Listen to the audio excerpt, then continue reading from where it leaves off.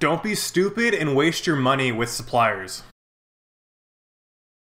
What's going on, guys? My name's Kyle, and today's video is going to be about how to properly talk to your suppliers and get a good deal for your product on Amazon FBA. So I've been getting a lot of emails and along with some of my consulting calls talking about, talking to suppliers and, getting that next step on your Amazon FBA journey. And the biggest mistake that I see is that they don't talk to enough suppliers. And it's not like the grocery store where you just walk in and, oh, this is the price for this product, I'm getting that product, and that's it. Like, that's not how negotiations work with large quantity orders, okay? So not only do you not just go ask them what the price is and then be like, oh, okay, but you need to be talking to at least 10 to 20 different suppliers and figuring out, what the best deal is for that specific product. I've had, suppliers in China literally come at me with prices that were 3 times the price of other people on Alibaba that I found. And they can get away with it. And the reason why they do that is because, maybe people that are smarter and contact more suppliers won't go with them, but they know that a lot of you guys aren't contacting suppliers in bulk, and you're only contacting one, and then you think, oh, okay, this supplier can, oh, they're doing me a favor and they can get me this color. They're not doing you a favor. It's not that hard to do these basic adjustments, okay? You need to contact a ton of suppliers and make sure that you're getting that good, base price per unit, and then getting that good shipping price as well. A lot of times what some suppliers will do is they'll give you that low price for the product, and then for shipping they'll say, oh yeah, the best price we can get is like some people are quoting like crazy. I see someone was telling me they were quoted $4,000 for air shipping for a small product for like 300 units. Like, that's way out of line. 300 units for like a relatively small product should be ballpark like $400, maybe $500. It kind of depends on the weight, but for like 4,000, that's just not, unless you're like shipping bowling balls, that's not an accurate price. Now, obviously, if you're new, you don't know that, so you don't know any better. But the only way that you can find out if you're getting a fair price is to contact as many suppliers as you can. Now, like I say, minimum 10 to 15, 20. But, if you really wanted to make sure you're getting a good deal, you'd be contacting every single one you could find. And that will prevent you from, kind of getting screwed over by these suppliers that take advantage of newer sellers that don't understand the process, okay? So when you're contacting the suppliers, you just ask, you can literally copy and paste the same, email that you're asking for and just ask for quotations from each of them. You just copy and paste it.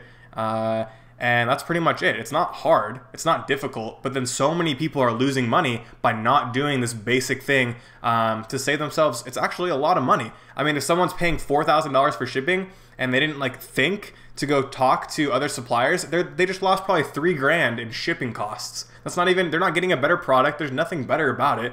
They're just spending extra money for no reason.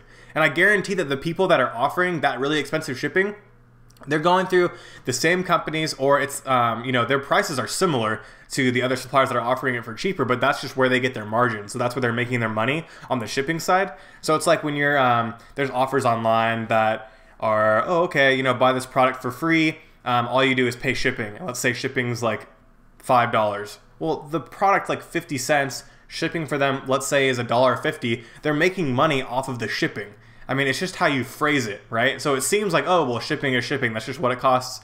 No, that's not just what it costs. There's no just like base flat like fee for like a lot of these companies are offering, oh, it's always $4.99. That's not the case. And a lot of times they're making their money on the shipping quote that you would think is, just the baseline of how much it costs. But in reality, that's where they're making their money off of. So everything's negotiable.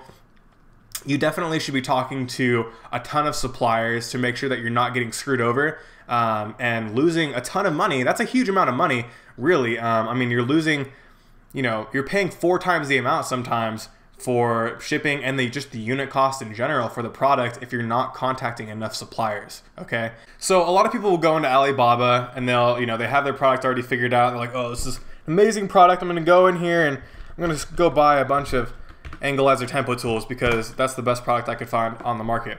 So they go in here and then you can see there's a ton of different offers, right? From a bunch of different companies. It's not a difficult, most of these things that you're outsourcing are not difficult to make. And even if they are difficult, there's multiple people that will be making it.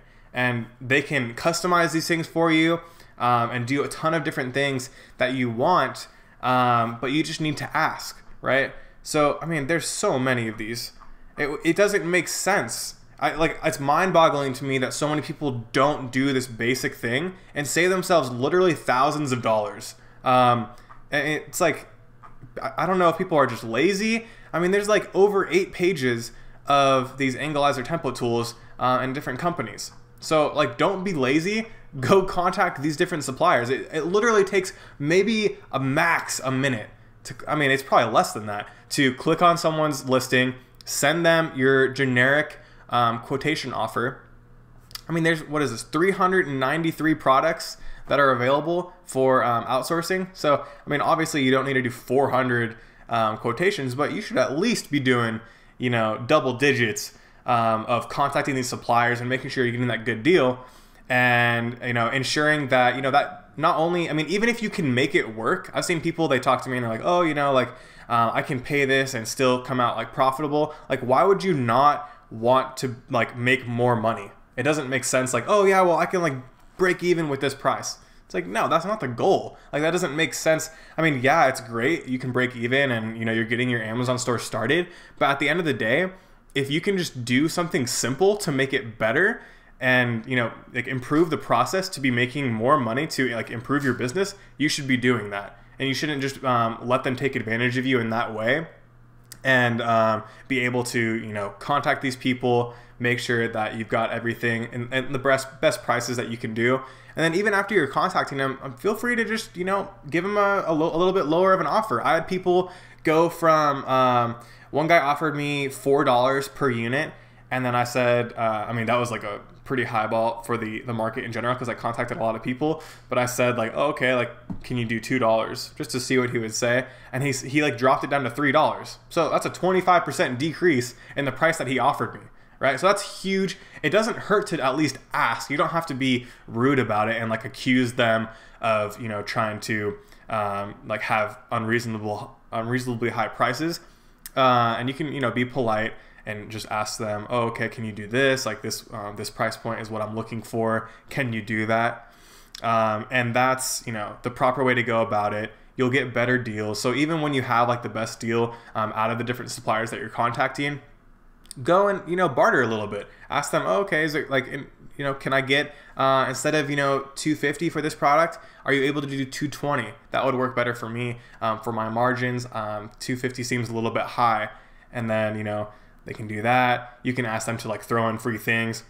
I know one of the consulting calls I was on, they were saying that one of the providers of their product offered to just throw in something for free. That's great, you know, but you don't know unless you ask. And a lot of times they're not going to just do it unless you ask them.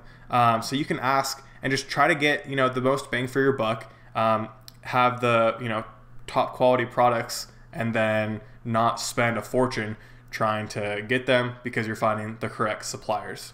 I hope you guys enjoyed the video. Make sure you're not losing a ton of money with your suppliers that you find through Alibaba or wherever else. And I wish you luck on your Amazon FBA journey. Thanks. Do it!